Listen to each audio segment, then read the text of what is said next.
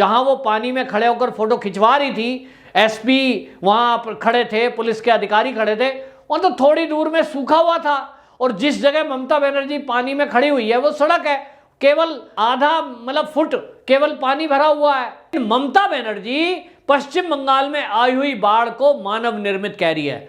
ये मोदी जी की वजह से है। मतलब एक मूर्खता की हद देखिए कि ये जो बारिश आ रही है ये भी एक राज हो गया, ये भी एक षड्यंत्र हो गया। बाढ़ प्राकृतिक प्रकोप है।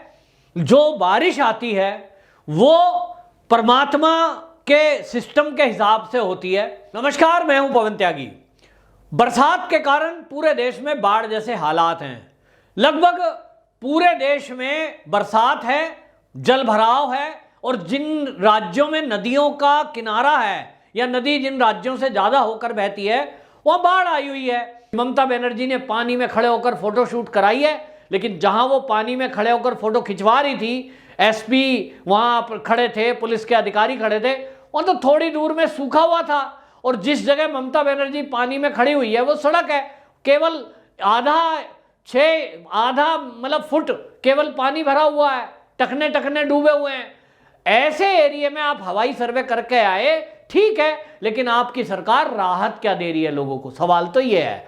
और वो जो राहत दे रही है, क्या उसमें सबको राहत दी जा रही है? तो बीजेपी के लीडर पश्चिम बंगाल के जो हैं वो शुवेंदु अधिकारी हैं और दिलीप घोष हैं, वो आरोप लगा रहे हैं। वो कह रहे हैं कि ममता बनर्जी टीएमसी के अपने कार्यकर्ताओं के जरिए मदद पहुंचा रही है पश्चिम बंगाल में, और ये मदद केवल उनको दी जा रही है जो टीएमसी के कार्यकर्ता हैं।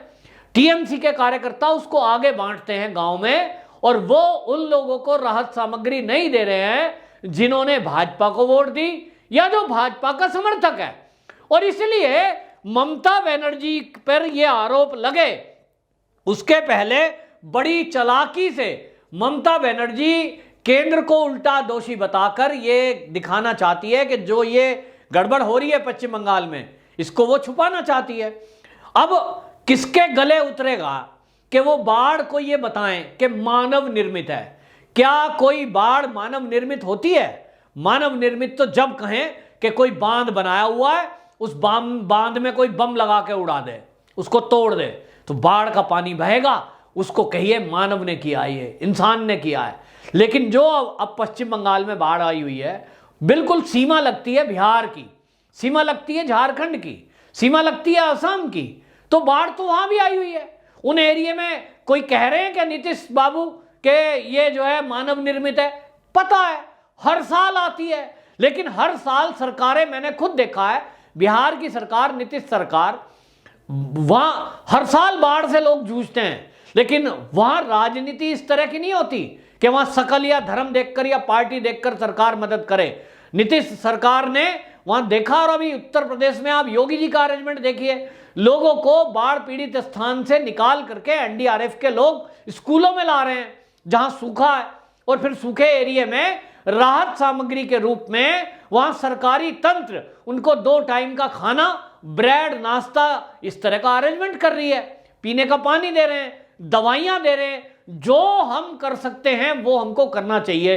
तो सरकार क्या कर सकती है? सरकार कर सकती है राहत पहुंचाने का काम ये सरकारों का है। बाढ़ तो हर साल आती है, जिसे कोई नहीं रोक सकता।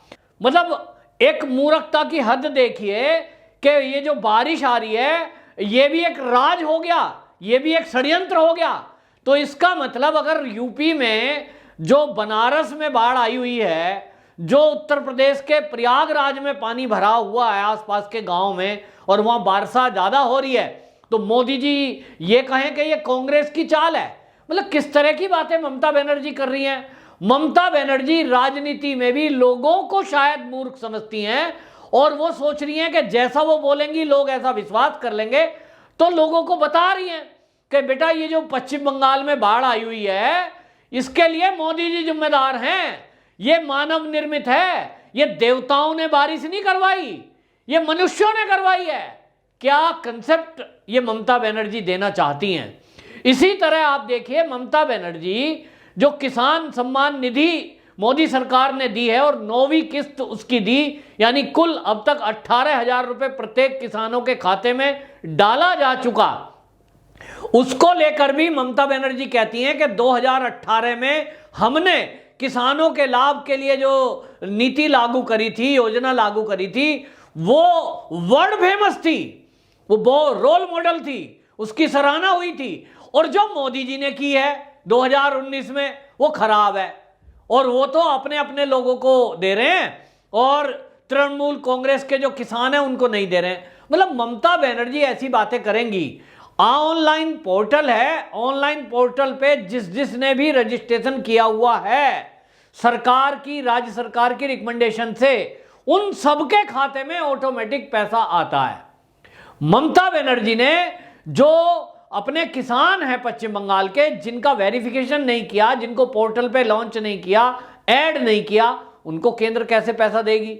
अपनी कमी तो बताती नहीं है कि सरकार ने इस तरह की कोई व्यवस्था नहीं करी। लेकिन मोदी को गाली देना आसान है, और इसलिए कहो कि किसानों को जो पैसा नहीं मिल रहा है वो ये कह दो कि मोदी जी की योजना खराब है। लेकिन ये इस तरह की बातें हैं कि आज के जमाने में बिल्कुल कोई अनपढ़ होगा, इंटीरियर का रहने वाला को बेशक इस बात पे यकीन कर ले, लेकिन आज पढ़ा लिखा समाज है, मीडिया और सोशल मीडिया का जमाना है, लोग जानते हैं। कम से कम बाढ़ के मामले में तो लोग जानते ही हैं कि बाढ़ प्राकृतिक प्रकोप है। जो बारिश आती है वो परमात्मा के सिस्टम के हिसाब से होती है।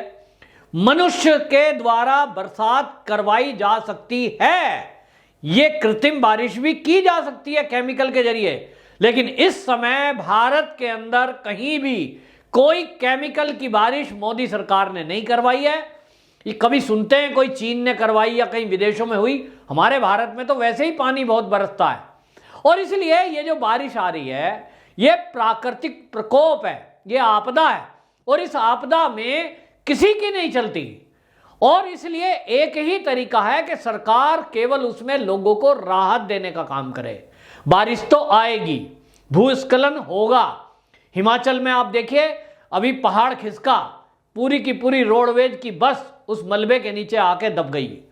वहां पे सरकार भी बीजेपी की है, रोडवेज में बैठे हुए जो लोग थे वो भी अधिकांश बीजेपी के ही थे, बीजेपी को समर्थन वाले। तो क्या अपने आप वहां मोदी जी ने वो पहाड़ गिरा दिया?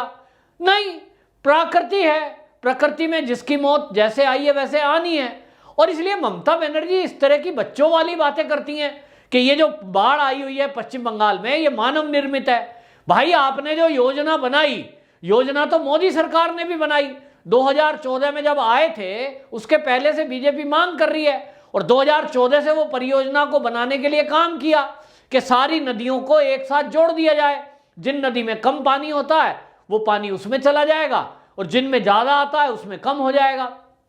लेकिन उस योजना के लिए इतने अरबों खरबों रुपए की जरूरत पड़ेगी, उसको इसलिए पेंडिंग में डाल दिया गया क्योंकि अब कोरोना काल आ गया। देश का विकास करने के लिए हमारे पास धन है कहां? कांग्रेस की 70 साल की सरकारों ने जब मोदी को सत्ता सौंपी है 2014 में, पता है आपको उस टाइम कितना कर्जा हमारे भारत के ऊपर था? मतलब जो तेल है कच्चा, उसको लाने के लिए भी अरबों खरबों डॉलर का बॉन्ड गिरवी रखे हुए थे। उसको उतारने में मोदी सरकार को पैसा लगा। उसके बाद चीन की तरफ से, वुहान लैब की तरफ से जो वायरस फैला, उसके बाद से यहां कोरोना में उद्योग धंधे बंद है, दुकानें बंद हुई, पूरे साल लोगों को घर बैठे राशन दिया गया, और वो भी 80 करोड़ लोगों को दवाइयां फ्री दी गई, वैक्सीन फ्री दी गई। आखिरकार ये कहां से आएगा? तो इसलिए सरकारी योजना आप बनाती हैं, बनाई है ममता बनर्जी ने भी, लेकिन उसको लागू करने के लिए आपके पास जो संसाधन है क्या आपने इस्तेमाल किए? हेलीकॉप्टर से आपने सर्वे किया है? कुछ योजना आपने बनाई है, उसको आप केंद्र को देंगे, लेकिन जब बाढ़ आ रही है तो वह आप योजना देंगे। और 10 साल आपने शासन किया, तो पश्चिम बंगाल की जनता पूछ रही है कि दीदी तब आपने 10 साल में क्या किया? यदि आज आप ये कह रही हो कि उन्होंने योजना बनाई है और अब योजना बनाएंगे, तो भैया 10 साल से आप क्या कर रहे थे? वहां की जनता को राहत देने का काम आपने क्या किया? गांव के एरिया में अभी चुनाव होके अभी 3-4 महीने बीते हैं, 4 महीने हुए हैं। मीडिया की टीम जो दिल्ली से गई, उन्होंने बताया कि वहां तो शहरों में, शहर से दूसरे शहर में जाने के लिए सड़कें नहीं है, और जगह तो होगी क्या, गांव का तो भूल ही जाओ। कोई गांव में सड़क बन गई थी आज के 10 साल पहले, टूटी फूटी गड्ढे वाली, उस तरह का माहौल है। तो इस बाढ़ में राहत देने का काम आपका है, वो आप कर नहीं रहे, और वो जो कर रहे हो वो तरीका ठीक नहीं है। क्योंकि एक जब सत्ता में चुनकर आप मुख्यमंत्री बनी हुई बैठी हो, ये बात अलग है कि अभी आपको मुख्यमंत्री पद भी छोड़ना पड़ेगा क्योंकि आपने कोई चुनाव तो जीता नहीं है।